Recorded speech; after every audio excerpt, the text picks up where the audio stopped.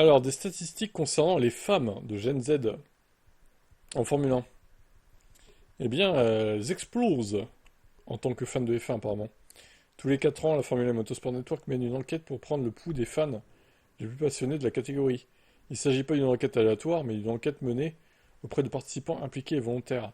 Ce public de personnes interrogées ne représente donc pas l'ensemble des fans, mais il est certainement représentatif de cette période historique. 100 000 fans de 185 pays ont répondu, principalement d'Europe. 49% du continent américain, 26%. L'âge moyen était de 37 ans, un âge qui tombe à 30,1 ans pour les femmes et à 43,2 ans pour les hommes. L'augmentation du nombre de fans féminines est significative puisqu'en 2021, il était 18% et atteint 25% désormais. Il est à noter que sur la Gen Z, née entre 97 et 2012, 50% sont des femmes. Alors j'ai recherché sur Google les résultats de Gen Z, ça me dit 95-2010. Donc il y a 2 ans d'écart, je sais pas qui dit vrai, mais bon. Donc c'est intéressant de voir que l'âge moyen des hommes fans de F1 c'est 43 ans, en tout cas qui ont répondu à l'enquête, et les femmes c'est 30 ans quoi. Vous avez vu ce delta là?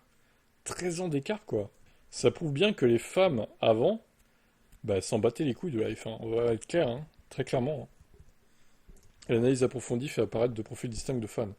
Les fans historiques, plus âgés, masculins et principalement européens, et les fans émergents, c'est-à-dire les fans de moins de 35 ans, et originaires de marchés comme les États-Unis, l'Inde et l'Asie du Sud-Est.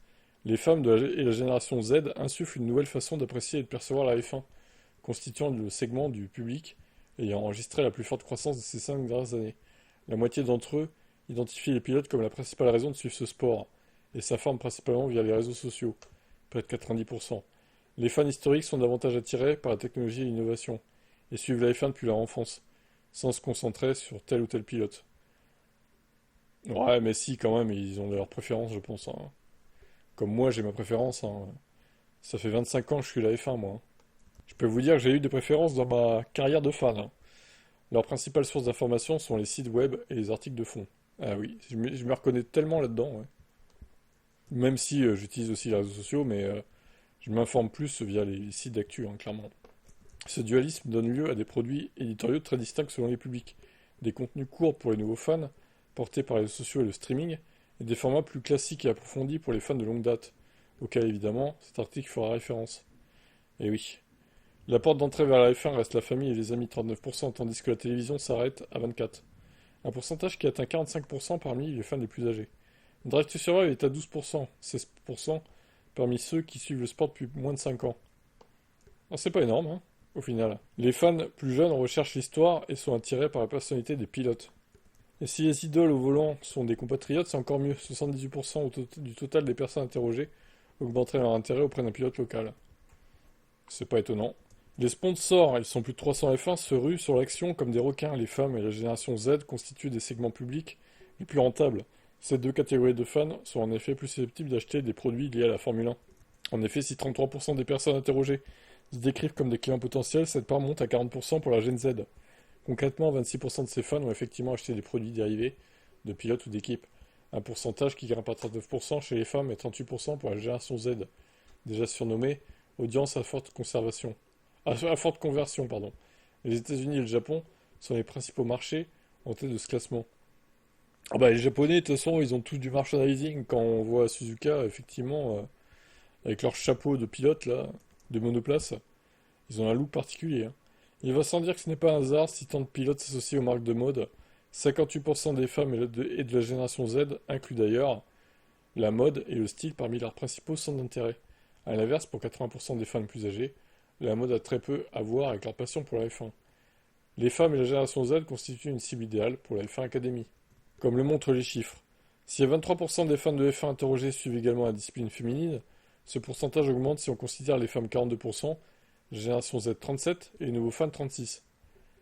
Alors moi, en tant que fan historique, je ne suis pas du tout la F1 Academy. J'ai regardé un peu l'année dernière au début, voir si Dorian Pain performait, mais j'ai vu que c'est effondré, donc flemme, hein. Puis les voitures sont trop peu rapides pour que ça ait un quelconque intérêt, cette discipline, je trouve.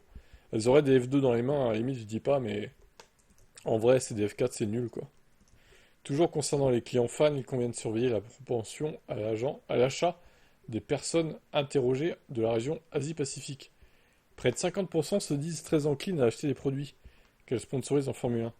L'analyse souligne la volonté de la F1 de créer des stratégies sur mesure pour ce type de public, à l'instar de ce qui se passe aux États-Unis.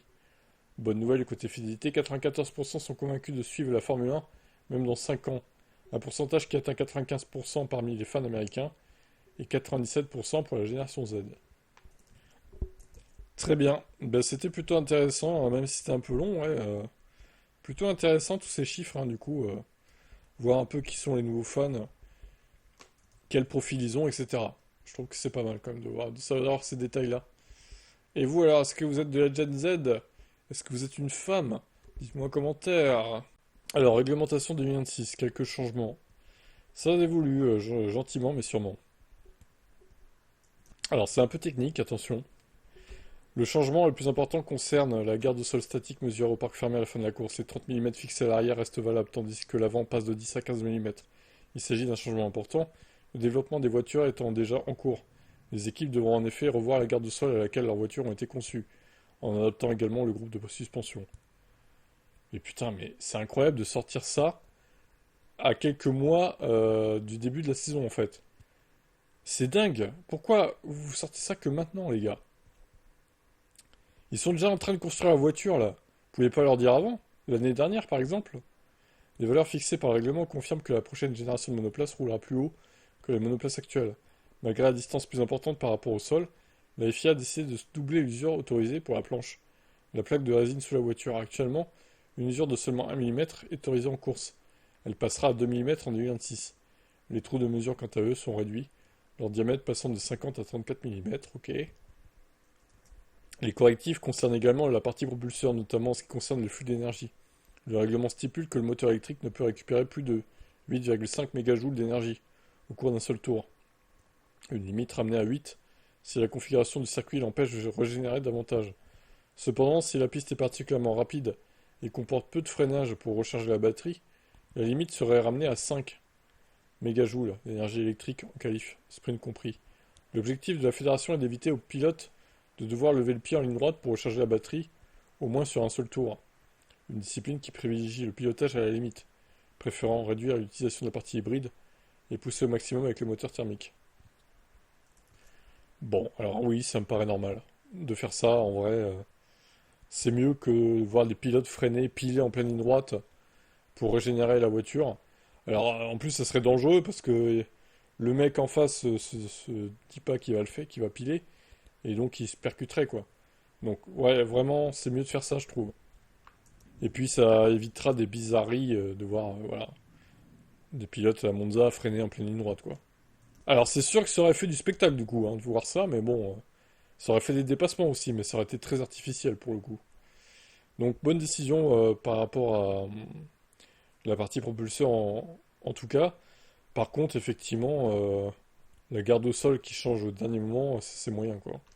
Et l'usure de la planche, ouais, pourquoi pas faire ça?